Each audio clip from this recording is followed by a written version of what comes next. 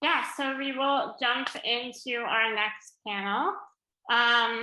Again, just going along with kind of the theme of taking care of your care as an adult. We're going to have a session on dimensions of wellness with a focus on physical and emotional health. So on this panel, we have Brooklyn Marx.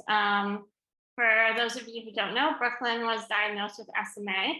She's a psychotherapist that works with individuals and families as they transition to parenthood, manage their mental health, and explore child behavior.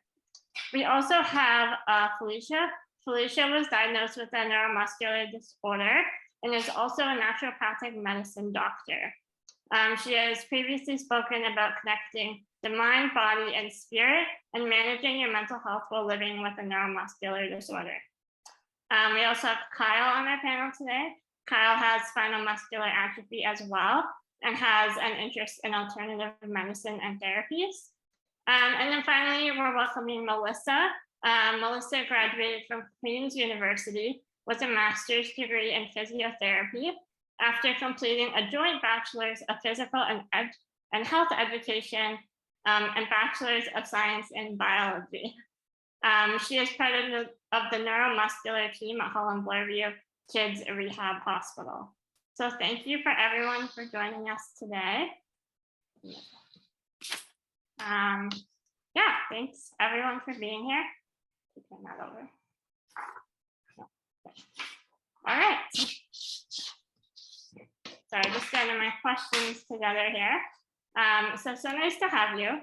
So obviously, as I was introducing you all, everyone has various different backgrounds here. Brooklyn, you're more from the mental health side. Melissa, we've worked together and you've worked with lots of SMA patients on physiotherapy. So I guess, how do we start? Everyone has different experiences here. So I guess maybe I'll just kind of pick everyone out from the crowd, since I think we'll kind of be talking about a bunch of different things here. So maybe I'll start with you, Brooklyn, if that's okay. So my question for you is, as someone with a neuromuscular disorder, and I think we've talked about this in previous sessions, but a lot of the emphasis with doctors is kind of focused on living with a neuromuscular disorder and maybe not a lot of focus on anything else. So with your experience in mental health, how does someone with a neuromuscular disorder go after like taking care of their mental health? What resources are available for us to talk about our mental health? And, you know, how do we find someone that might understand what we're going through? Yeah, I think that one of the biggest things that I noticed, which is why it kind of directed my professional development in therapy, was that I feel like there's a lot of focus on the physical health when you have a neuromuscular disability. All of the physicians really attend to the physical needs, which is really helpful. But at the same time, we know just in research that if you live with a physical disability or chronic illness, it's usually accompanied by some form of mental illness, just from the stress of living with a disability, living in ableist society. There's so many different factors that come with living with a disability that often gets missed by physicians and other medical professionals. And so that was, for me, something that I really experienced. I found like there was a really big gap in our system, and I really wanted to be able to join some of the other mental health professionals that were focusing on that.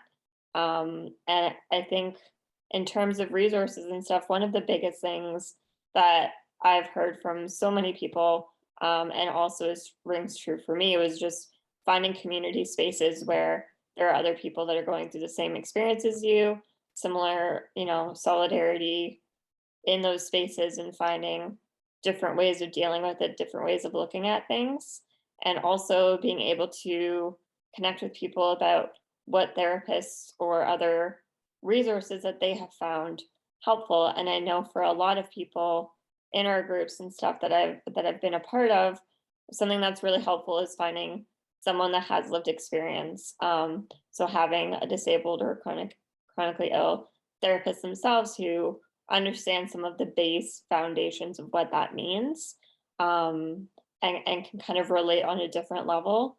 So that's something that's been really valuable for a lot of people in different groups, and something myself too that I found, because I had seen a therapist when I was in university and I adored her. It was a really good relationship and she was able to help me.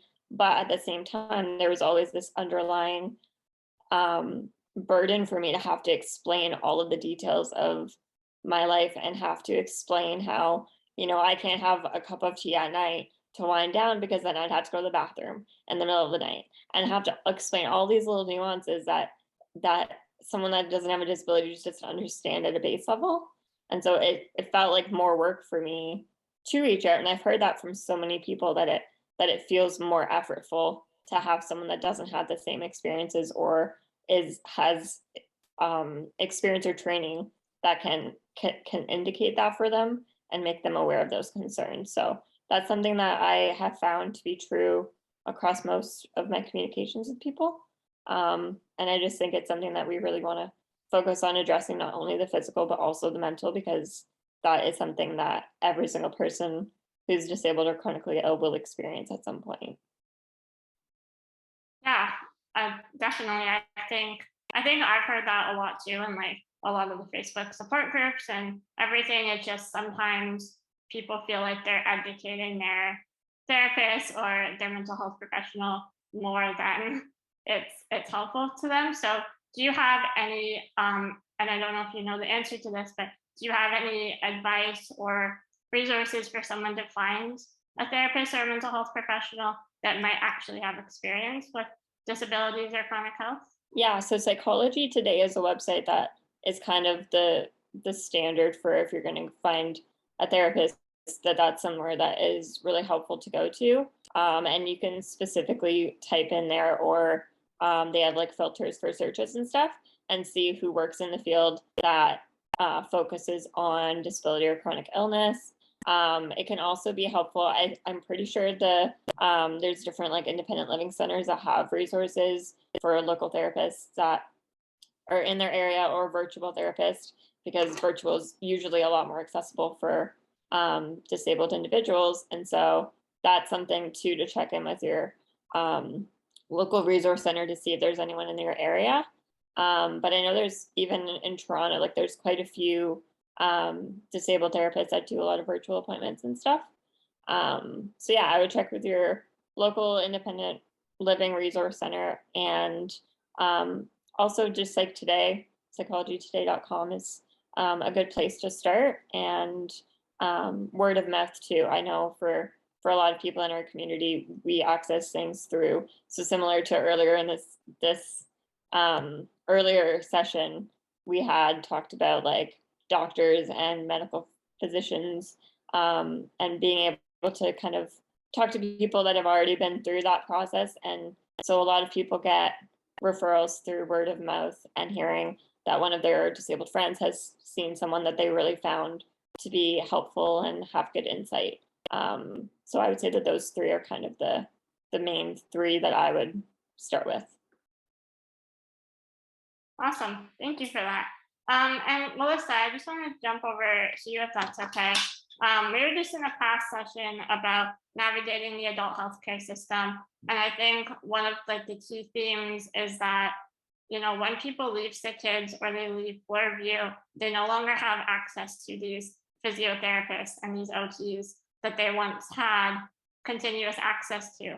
From your experience, can you speak to some of those barriers and maybe how people in the adult system can get back into doing physiotherapy and seeing these professionals that they might have lost once they left Sick Kids?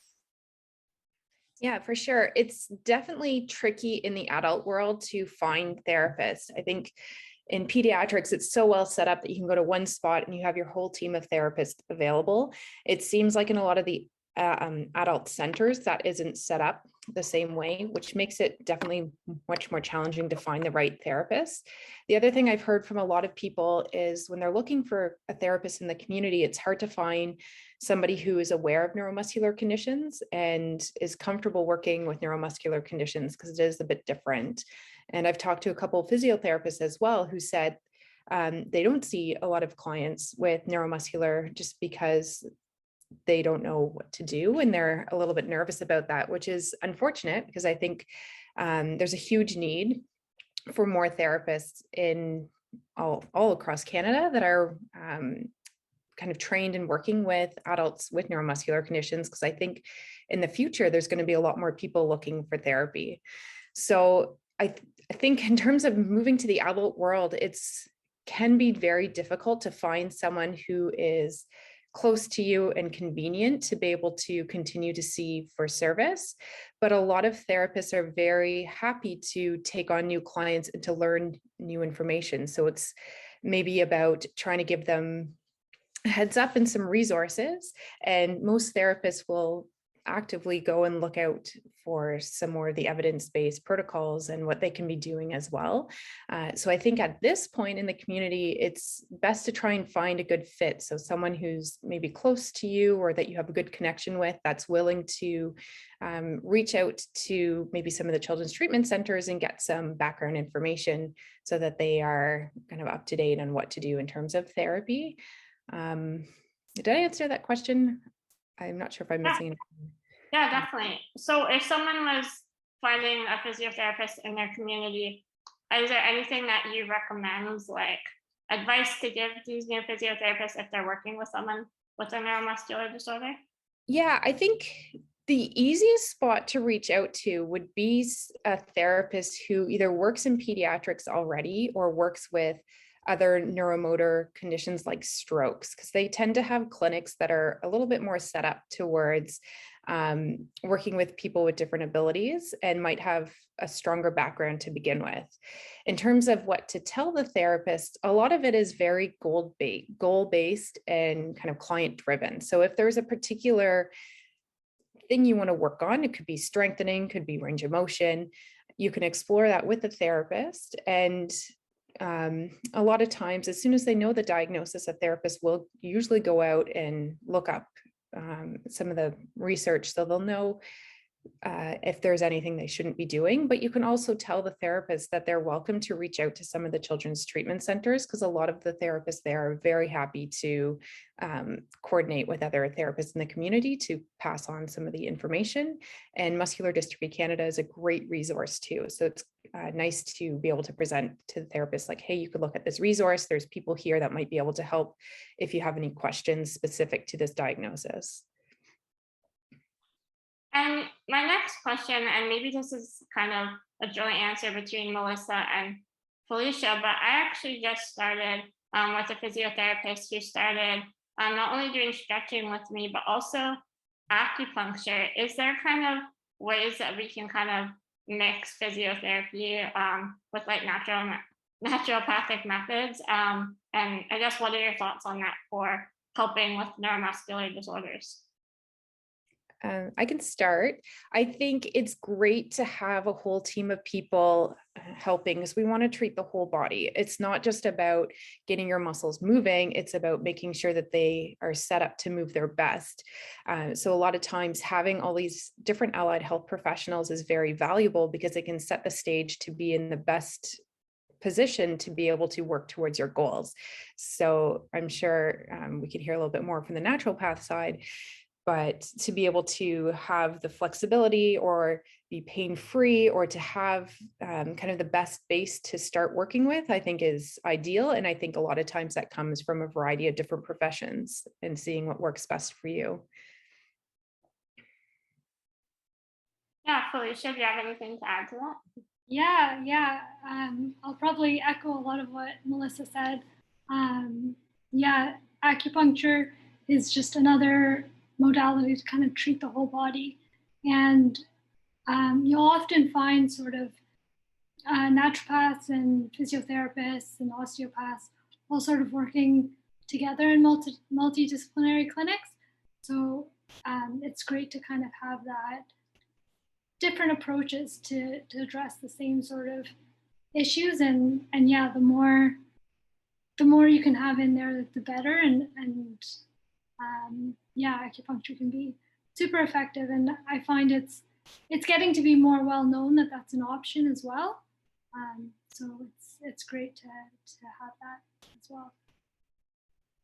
And Kyle, I just wanted to hand it over to you. I know that I've seen you talk on social media before in some of the support groups about trying like Chinese medicine. Can you talk about some of your experiences in trying like alternative therapies and like what you found has helped you? Yeah, absolutely. One of the things that like Victoria said that I've tried many things, but especially with Chinese medicine, cupping and acupuncture and bloodletting are the three major things that I've tried. And my experiences have been wide ranging in a sense of maybe it didn't affect my strength, but it affect maybe my blood circulation in my feet, or back spasms or hip spasms. So basically, this whole body approach is definitely the right way to go, in my opinion, as well. That's what we're looking for, and to try new things is a bonus. And I think everyone here should be out there trying to look for alternatives as well. And it just gives you that sense of feeling that you're doing something to make your body feel good and your body healthy. Thanks for that, Kyle. And then Courtney, on your end, I just wanted to ask you about like technology and equipment. Can you talk a little bit about like what you do and kind of how technology will allow people, like help them beyond accessing treatments?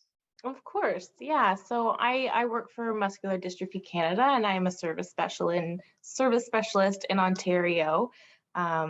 We spread across the country, but I'm in Ontario here, and we work with clients all over Canada who have gotten together to sort of teach us a little bit how they've worked for us, and that's really our main learning is we're always learning from our clients. And so different things like voice command things that are, maybe you can talk to Alexa, who is right behind me, who I hope is not picking up me calling her. There she goes. There's different switches that you can use, different types of remotes that you can put on applications on your phone. There's just so many resources out there to list them all right now, but we do have different webinars or network meetings that touch directly on those topics. And if it's okay, I just wanted to go back a little bit to talk about finding the different resources. So for folks that sort of don't really know where to even begin, they're always welcome to reach out to us at MDC as the service specialist. We're there to sort of work alongside them. So I might be reaching out to folks like naturopaths or physicians or different sort of things, depending on their own needs, of course, and what they're looking for. But it can be a really great place to start is by just reaching out to your service specialist. Yeah, it's nice to know that like Muscular Dystrophy Canada like has those resources. I find a lot of times in the adult system, like people feel lost and they don't know how to navigate, because again, we have our neurologist and we have a respiratory therapist, and they only deal with that one small piece of our health. And I kind of find sometimes a lot of people feel overwhelmed trying to manage more than just those very small aspects of their health. Absolutely, it can be so overwhelming, and so that's what we want to be able to be there for our clients to help them navigate the process. And sometimes that process is going to look different than they imagined, and it could look different from their friend's process who maybe has the same diagnosis, but it unfolds differently for them, right? And so we need to be able to help them personalize their next steps. Definitely. Hamira, I just had a question is in the chat for Brooklyn. Do you mind reading that out? I'm not sure if I can find it. Of course. Brooklyn, the question is, with the pandemic, this individual is talking about experiencing anxiety and depression at a heightened level. It was already there with experiencing their neuromuscular condition, but wanting you to elaborate if you've seen that as a pattern with other patients or clients with neuromuscular disorders. Yeah, I've definitely seen it. And anyone that has a disability or chronic illness, essentially. I mean, in general, the entire population has had an increase of mental health challenges related to the pandemic and all of the different factors like finances and safety and wellness and everything in between, isolation. And I think specifically for anyone that requires, like most individuals with neuromuscular disabilities require care, and that adds in an extra layer, because not only are you more vulnerable to the effects of the pandemic, you're also unable to isolate, unable to really fully control who you see, because you require supports from other individuals and other professionals to help care for you. And so I think that's something that is a really unique challenge for anyone receiving community home care. You have that extra layer of not being able to control your space. That can be really, really difficult. And it's definitely been something that our community has really struggled with, in addition to all the other things like, medical supplies and cleaning supplies and the extra costs that come with that. Missing a lot of medical appointments has been really challenging for a lot of individuals, people that have routine appointments that have been bumped because they're not urgent.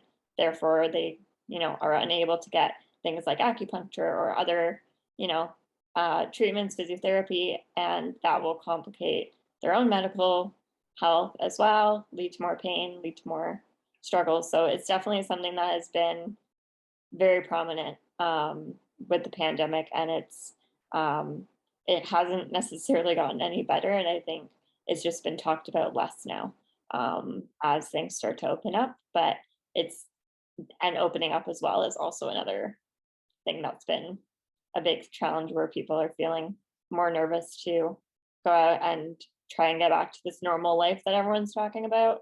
And that normal life isn't really possible to get back to. And it's arguable whether we even should. So I think that's definitely been a really big piece for a lot of people right now, is the pandemic. And Melissa, we do have a question in here about like aqua therapy or hydrotherapy. Do you think you could speak a little bit to your experience with that and people with neuromuscular disorders, and maybe how they can start doing that either from the comfort of their own home if they have a pool or a hot tub, or by accessing community spaces? Sure. I think pool therapy and the pool in general is an excellent spot for people to be with neuromuscular conditions. It's really freeing to be in the water. And a lot of people find that once they're in the water, they have this freedom of movement they don't have on land, which is great. Like, it's an excellent spot to be for so many reasons. You can use the pool to do any type of activity, really. If you wanted to be working on flexibility and range of motion, if you wanted to be working on strengthening, if you wanted to be working on cardiovascular fitness, it's a really good spot to be for that. There's so many other benefits of just being in the water too.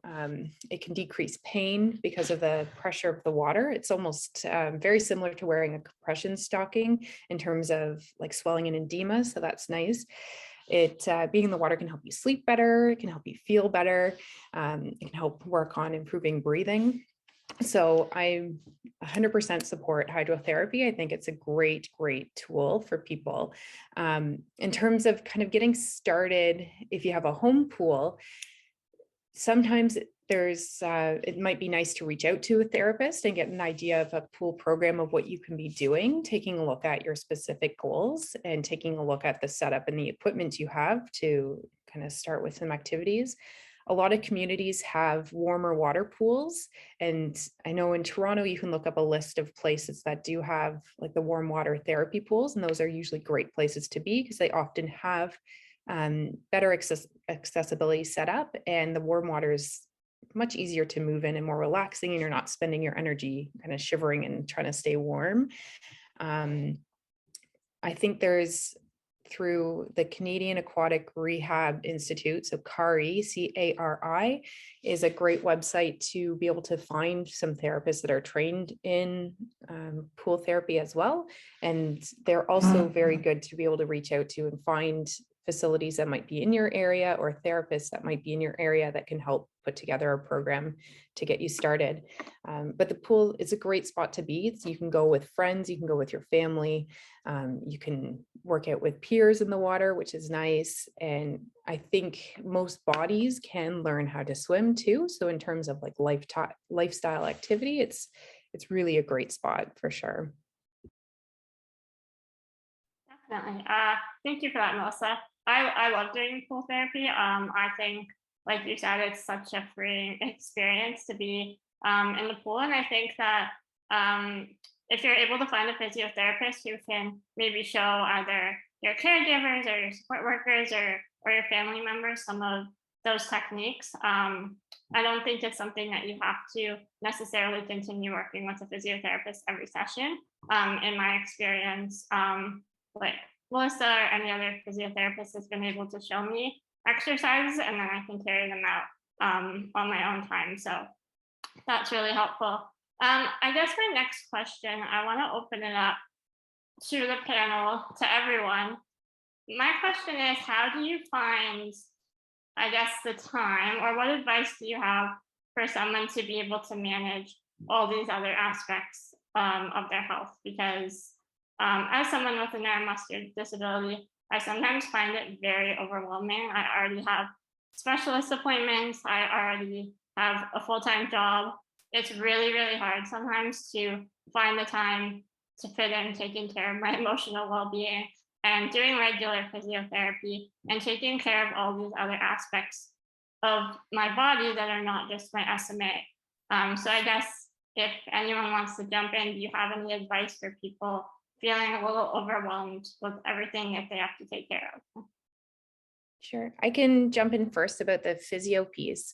I think in terms of physiotherapy as an adult, it's more about having specific goals that you want to work on and getting that outside opinion of how you can best achieve it. So I think for a lot of adults, if there was a particular area that you're finding difficult or you want to improve on, that would be a great time to go see a physiotherapist and get some techniques and skills, or maybe take a look at what's going on and problem solve how you can kind of work that into your life. And I think really everybody's very busy. You're not going to have time to sit around and do a physio program for however many minutes or hours. So the ideal solution is trying to find a way that you can add it into your daily routine. If your goal has something to do with upper extremity or arms, maybe it's while you're brushing your teeth, you do it a little bit different, so you're also targeting some of those physio goals. Or maybe it's instead of ordering in, you're cooking your own meal because you're working on some of those goals as part of your everyday. And I think that's where you're going to see the most value. Or trying to find an activity you really like doing. Maybe it's swimming, maybe you really like the pool and you can work that into your routine, and then doing check-ins with your therapist or your physio as you need to kind of upgrade and update the program so you're not feeling constrained with the amount of time that you have to do. Brooklyn, do you want to add anything from the mental health side? Yeah, I think something that's always interesting is that comes up a lot for people is, I don't have the time to fit this in. It's really overwhelming, and it totally makes sense. There's so many different parts of health to take care of, and you have life on top of that and relationships on top of that and everything in between. So it makes sense that it can be really overwhelming. Something that's interesting from the mental health side of things is that taking that hour that you, whether that's weekly or bi-weekly or monthly, is something that will actually be more of an investment for actually handling that feeling of everything being really overwhelming. And so you might find that after, if you are able to find even a half hour or an hour to explore these things, you can find coping strategies that actually make it easier to figure out how to balance these things and how you can start feeling less overwhelmed. And so it's actually one of those things where you have to do it in order to get that out of it. And so I always encourage everyone to, especially with mental health, I think it's something that is often stigmatized to the point where people will feel like it's not bad enough that they have to do it, or they can just push through and it's fine. But really it would be no different than if you broke your leg that you go to the doctor. And so it's just something that needs to be really normalized, and that it's an investment for every other part of your life, which I think is often overlooked. So I always encourage everyone to, even if there's nothing really big going on, just to go for at least one session and just check in with everything and just make sure that you are doing good. It's something that's worthwhile, and I think it can be more effective than you might anticipate it will be. So Kyle, do you want to jump in? Yeah, for me, what I find, with a full-time job as well and a busy lifestyle, I try to make it as like Melissa said, also goal-based as well, and try to incorporate in daily life as much as possible. That is totally key on that. Also, I found one of the great things the pool therapy I've done as well, and I think it's fantastic. I actually bring friends with me, and I bring family members with me as well, for other things as well. So, and I found, like, if you do it as a team, or as your friends, and make it fun, so it doesn't feel like a chore, it doesn't feel like a job, an extra thing that you have to stress about. You can turn your physical therapy into a stress relief. If you have a bad day at work, you can go work out, or go stretch those muscles, or go get an acupuncture session, or to work on your mental health as well. Go see a counselor, go see someone that you can talk to. But yeah, try not to make it into a chore, try to make it fun. And I think being organized also really helps as well. Having a planner, having your calendar filled up, all that kind of stuff, that's truly key. And Courtney, I see you have your hand up. Do you want to add to that? Yeah, thanks, Tori. I love the way that you sort of brought up the question and what you included in what you consider your busy schedule, right? You included your appointments that you have, the work, and mental health. And I think that's something that often gets left right off the table. And I just sort of wanted to expand on that. Brooklyn brought up such a great point about how if you're taking that time for your mental health, that can overflow into the other areas. And suddenly those areas that might have been a daunting task or a frustrating situation, you might be in a better headspace to take on those challenges. And so they are no longer so heavy on your schedule. And it just sort of is a domino effect from there. And I just wanted to pass on, there is a really great saying. So I do a lot of meditations on different podcasts and that sort of thing. And this really great saying that I heard was, you should try to factor in some you time or some meditation, however you want to dedicate it to yourself every day. So whether that's 10 minutes that you're just sitting with yourself, reflecting on your day, things you're grateful for, just 10 minutes every day. Unless you're really busy, then you want to take 2 hours and do that. And I just thought it made me stop and think, like, oh yeah, maybe that does need more attention, rather than just feeling this constant overwhelm, to sort of stop and understand where the overwhelm is coming from and how I might be able to just get on top of that.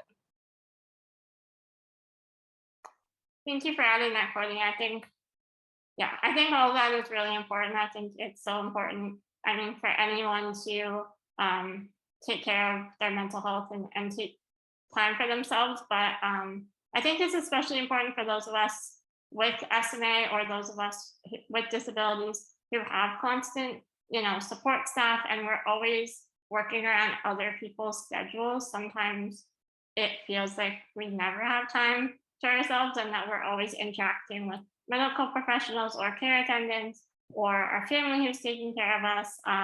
So yeah, I think creating space for yourself is very important. I also just wanted to turn it over to Felicia.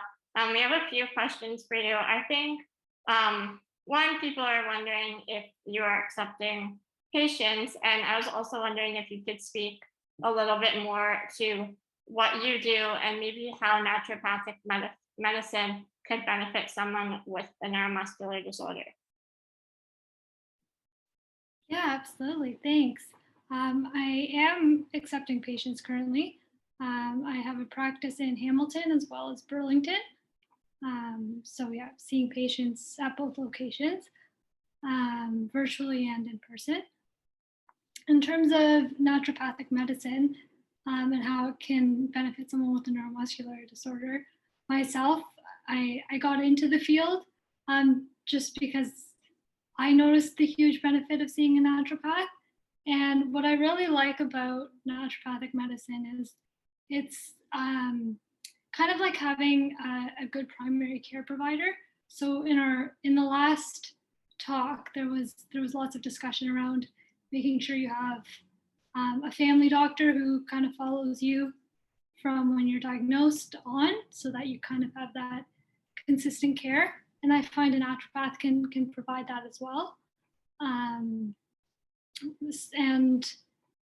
we use a few different sort of treatment modalities. So things like acupuncture, as was mentioned before, herbal medicine. We do a lot of diet and lifestyle counseling as well. So talking about it being hard to manage all the appointments and the overwhelm there, it's definitely something I've experienced as well. And it's often helpful for me to kind of go check in with my naturopath. And I find with having a neuromuscular disorder, there's a lot of kind of focus on what's wrong and the disease itself, whereas it can be really empowering to kind of chat with a professional and decide kind of what your goals are and how you're going to meet them. And then that also helps with prioritizing what's important to get done in your week. And then you can kind of let some of the things that don't fit with your goals go for the week. So yeah, it's I find it's just nice to kind of have an extra person on the team who sort of knows my whole history, and we can chat through all of that. Sometimes I'll go into my naturopath appointment with all of my letters from all of my specialists and just kind of sit down with my naturopath and say, okay, like, let's just go through this together and come up with our next step together, which is, it's really nice to kind of have that person on your team, and then having the extra treatments as well. So like the acupuncture and herbal medicine and all of that too, and nutrition. Thanks, Felicia. Yeah, that all sounds amazing. I think that I've never seen a naturopath, but I think it sounds very beneficial to have someone on your team that's more looking after, again, that more like holistic health rather than just respiratory. So yeah, thank you for adding that. Amira, can I just jump to you? I think you said that there is a question. Yeah, there is a question.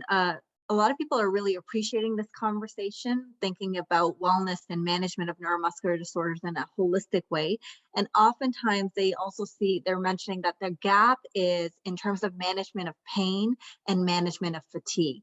So they were wondering, Melissa, if you could talk first about how fatigue and or pain can be managed through physiotherapy. Yeah, for sure. So in terms of pain, there is a lot of different therapeutic techniques you can use to minimize pain, depending on where it's coming from and what the underlying cause is. So depending on where you end up for physiotherapy, the therapist can definitely work with you and figure out to try and find that underlying cause of why you're in discomfort. Is it joint restrictions? Is it something else?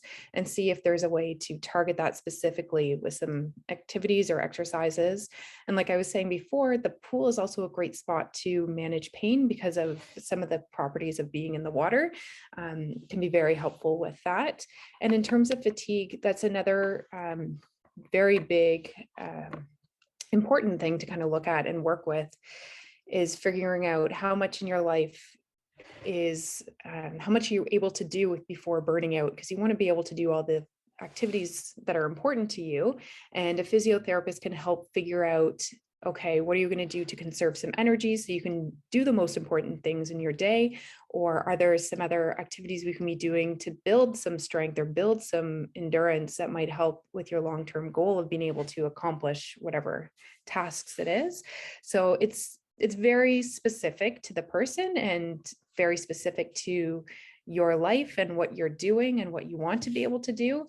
But yeah, I think there's lots of options for physiotherapists to work with, sorting out what it is that's going to be most beneficial to help achieve the best function for your body. Brooklyn, just along the same lines, as I mentioned, the theme that's been emerging in the chat is around fatigue and pain, but a person is mentioning that they find their mental health worsens when they're more tired and when they have exerted themselves. Can you speak to that? Yeah, absolutely. It makes sense that that is the case, right? Like we know that there's a really big connection between your body and your mind. And if you are fatigued and you're feeling really tired and just burned out and at your low, it's really hard to engage in the activities that normally will, support your routine, support your relationship, support the life that you are wanting to live. And so if you're unable to engage in those activities, it can be really hard to kind of cope with that and all of the different effects that it can have on your life. There's lots of room for discussion about different therapies and different approaches to that, depending on the person, depending on their experience.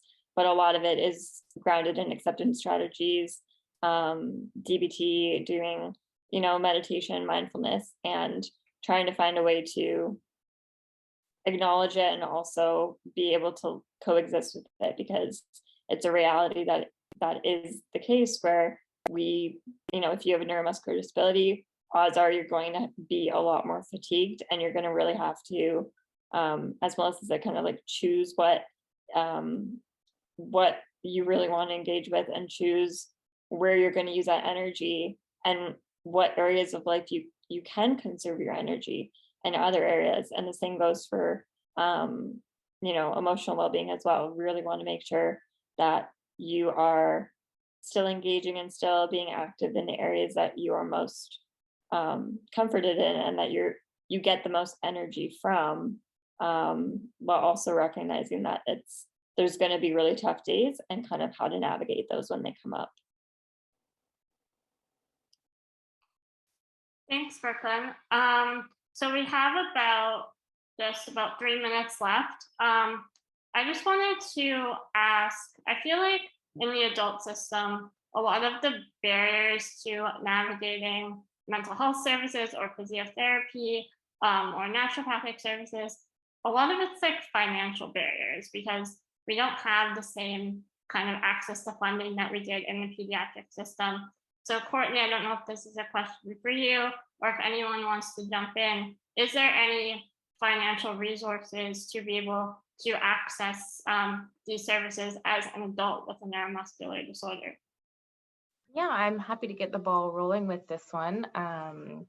I know that obviously the pandemic has been mostly negative, but there are some positives to come from it as well, which is that we have really shifted a focus towards mental health, and there's a number of programs that have become available just depending on your area, your background. Some folks might qualify for one program, and some folks might qualify for another one.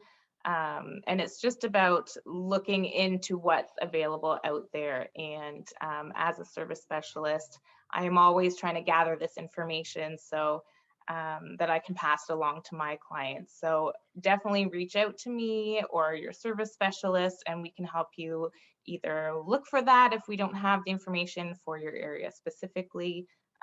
There are some online sort of nationwide programs I know that are available as well. And so it's about determining what it is that you're after, your goals, and then setting out from there. Kyle, do you want to say one last thing about that? And then we are at time, so we'll have to wrap it up.